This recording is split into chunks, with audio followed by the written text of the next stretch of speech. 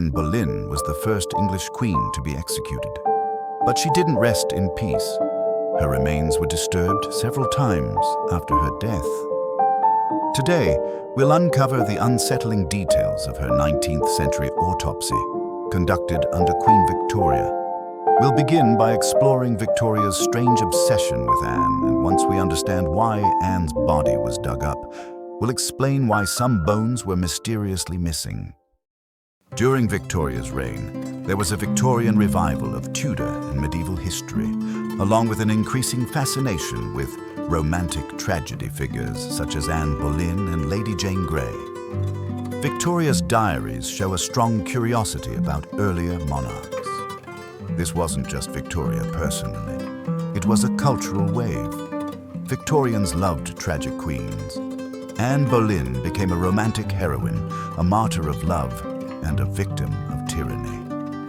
Victoria wrote that she was moved by Anne's fate and admired her spirit. Many believe that Victoria was so obsessed with Anne Boleyn that she requested her corpse be dug up and examined. But the truth is far less romantic.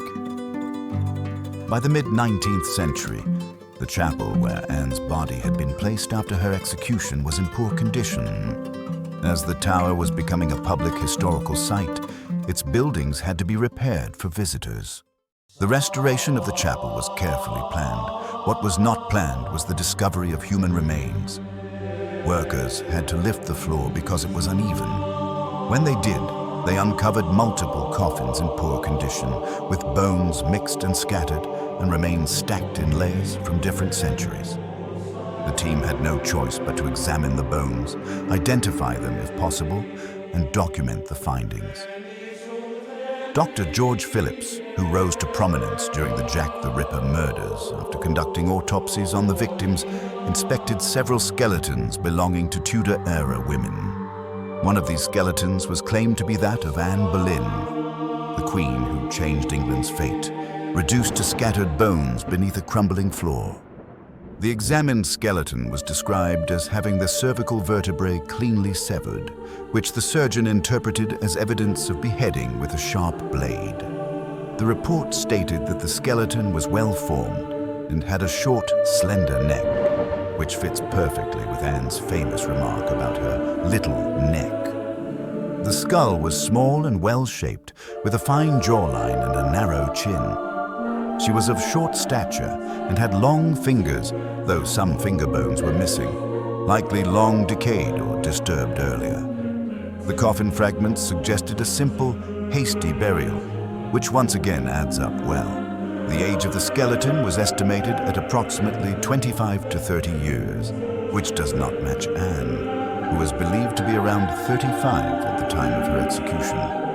However, this discrepancy may be due to the limitations of Victorian-era techniques. Interestingly, several of Anne's teeth were missing, which is unusual since teeth are among the most durable parts of the skeleton and typically well preserved. One theory suggests that the grave may have been disturbed earlier and the teeth removed as souvenirs.